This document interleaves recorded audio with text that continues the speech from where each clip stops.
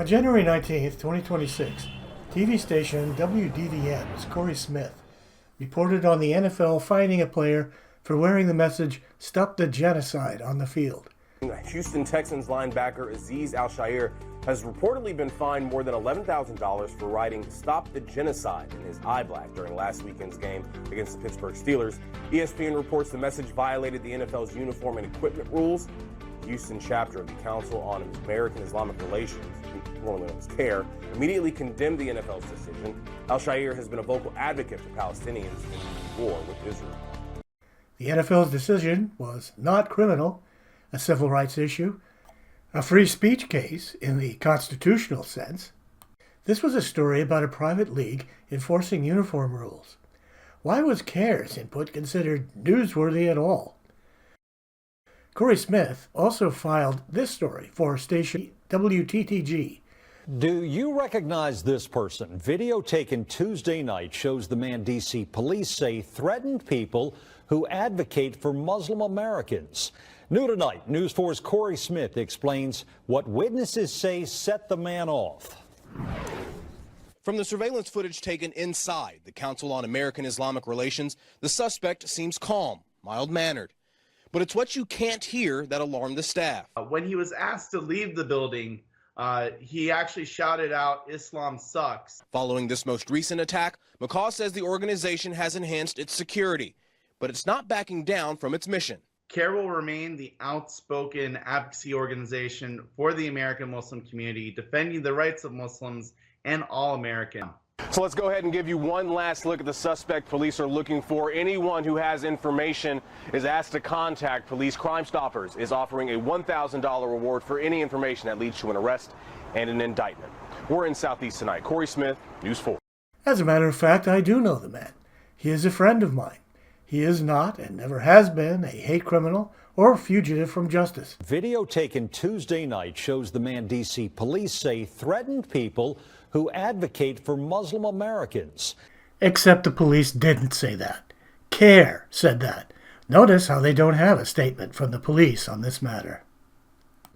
The police simply wanted to talk to him about CAIR's complaint. He went to the CAIR office to talk to them about the way they treated John Grosso. He says the man was outraged over this post on CAIR's Facebook page, calling for Anne Arundel Councilman John Grasso to step down after he shared an anti-Muslim meme on Facebook. In 2018, John Grosso was in the midst of a campaign for state senate. But CAIR's Zainab Chowdhury engaged in a 7-day-long media campaign against Grosso, demanding he resign because of his Facebook posts. Councilman John Grasso shared the posts on his personal Facebook page in September. One is an image that reads, "One nation under God, not Allah." Another is a link that says, "Share if you think President Trump should ban Islam in American schools." He said, quote unquote, Muslims are always blowing things up. Zainab Chowdhury from the Council on American Islamic Relations described the phone conversation she says she had with Councilman Grasso Tuesday. She explained that the council requested that he apologize and remove the posts after it received calls from concerned county residents. There are members who live in his district who are concerned about their safety. A prominent Muslim organization demanded that he take them down. He said no. No, because I believe in freedom of speech and people have the right to say what they're going to say. And while Grosso's run for a state senate was unsuccessful, Chowdhury continues to get on TV. We're calling on Johns Hopkins Medicine to take swift action. The Council on American Islamic Relations, CAIR, held a press conference Tuesday demanding the firing of Dr. Darren Klugman from Johns Hopkins Hospital. They also want the State Board of Physicians to revoke his license. In 2023, Zainab Chowdhury demanded respected pediatric cardiologist Darren Klugman lose his medical license. But a week later, Chowdhury was found to be engaging in hate speech of her own. Here in Maryland, critics are calling on a member of the state's Hate Crimes Commission to be removed after a series of Facebook posts about Israel. Paul Gesser reports the Maryland director of the Council of American Islamic Relations says her words were distorted and are distracting people from the loss of life in Gaza. These are some of the posts from Zainab Chowdhury that have some calling for her to be removed from the state's Hate Crimes Commission. The people who are using this opportunity to distract from the core issue, don't recognize or value Palestinian human lives. On the day of Hamas's attack in Israel, Chaudhry used the term the uprising in Palestine, and 2 days later referred to Palestinian freedom fighters. I don't see how you interpret it any other way but praising Hamas. As if Muslims who don't condemn Hamas are automatically condoning violence. That's not going to work anymore. We need to hear support from our elected officials, and the silence has been deafening. Libet specifically referenced Chaudhry's October post comparing Israel to Nazi Germany. Anytime you start comparing the actions of Israel to Nazi Germany, it's anti-Semitic. Chaudhry spoke with WJZ last week, calling for a Johns Hopkins doctor to lose his medical license over social media posts calling Palestinians animals. He's now on leave. She says the two cases are very different. I have a responsibility to speak truth to power and to expose the injustices and the double standards that are existing in our society. She refused to apologize and was removed from a hate crimes commission. Soon. Thank you, Mr. Chair. This question is for Ms. Chaudhry. In November, you stated, quote, "That moment when you become what you hated the most," in reference to Israel, comparing it to Nazi Germany. Have you retracted those statements? Thank you, Delegate, for that question. So this was actually a post that was shared by a close friend of mine who herself is Jewish. And I think that in her post, she had drawn parallels between what we're seeing in modern history or modern day and present day in Palestine with Nazi Germany. And I think when that post was shared, that context did not translate over. Since that post was shared, I've had conversations with close friends of mine who are Jewish, and I have actually myself come to understand why that was so painful for the Jewish community. And this has been probably one of the most challenging, but also most enlightening and rewarding moments, in the sense that these conversations have helped me understand and have a better sense of the impact of these parallels, these comparisons for my friends in the Jewish community.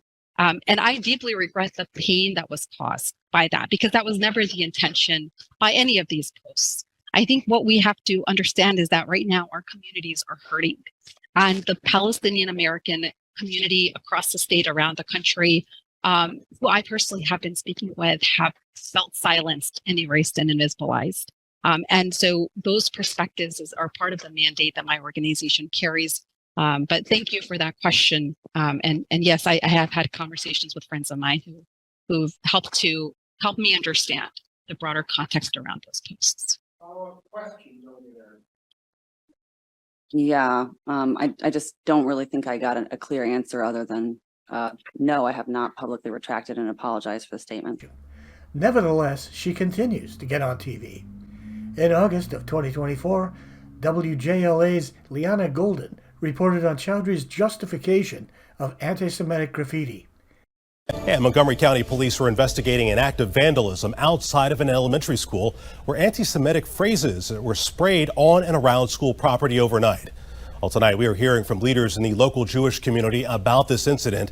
This happening as tensions continue to rise in the Middle East. Liana Golden is in Montgomery County with that story. Sunday's incident is the latest of many in Montgomery County. Swastikas were drawn on student desks at 3 separate schools last year, and before that, graffiti was painted outside Walt Whitman High School, also in Bethesda. These acts of vandalism all preceding this display of graffiti all over Union Station during Israeli Prime Minister Benjamin Netanyahu's visit to D.C. last month. 7 News reached out to the Council on American Islamic Relations for comment on today's incident. It reads in part, quote, "The graffiti is an unfortunate symptom of the growing frustration with the Israeli government's ongoing 310-plus day-long brutal genocide in Gaza. We support efforts to clean up the vandalism, but the stains etched on the chapters of our nation's history by the Biden administration's funding of the Israeli government's indiscriminate bombing, torture camps, and other crimes against humanity will never be erased." In Montgomery County, I'm Liana Golden, 7 News. Then, in 2026, Liana Golden filed the story about anti-Palestinian graffiti outside Walt Whitman High. We're being seen in Montgomery County tonight. Islamophobic and anti-Palestine graffiti found on the side of a local high school. Tonight, local leaders are calling for accountability. It all happened at Walt Whitman High School in Bethesda. And that's where we find our Liana Golden tonight as she pushes for answers. Well, in just a second, we'll show you what was written here on Walt Whitman High School in Bethesda. But first, we need to talk to Zainab Chowdhury of CAIR. Unfortunately, students who are in our public school systems oftentimes feel erased, feel marginalized, feel targeted. The director of Maryland's Council on American Islamic Relations, or CAIR, speaking to me virtually Friday about this Islamophobic graffiti on the side of Walt Whitman High School. There's an expletive towards Muslims, followed by, quote, "Nuke Palestine," with a Star of David symbol. For students to have to wake up and come to school to the news that their school was defaced with this kind of messaging, hateful messaging, divisive messaging, it just sends a really horrible message. Although this video deals only with the D.C., Maryland, Virginia area of the country, it is the same everywhere. The same stations, the same reporters, the same CAIR figures. The only thing that changes are the targets of this psyop. From San Francisco to Los Angeles, to Texas, to Minnesota, to New York, TV stations are helping CAIR to call for someone's termination, gaslight us about the nature of Hamas, tell lies to have someone arrested, demand that an elected representative resign, or turn a murderous rabble against a man and his family. And the TV stations do this almost every week. This has been going on for 8 years now, and it's only getting worse. There may not be a single example of a TV station taking an individual side against CAIR, but there are hundreds of examples of the station helping CAIR attack society. You are being demoted to a second-class citizen in your own country for the sake of the Council on American Islamic Relations. Hateful messaging, divisive messaging, it just sends a really horrible message.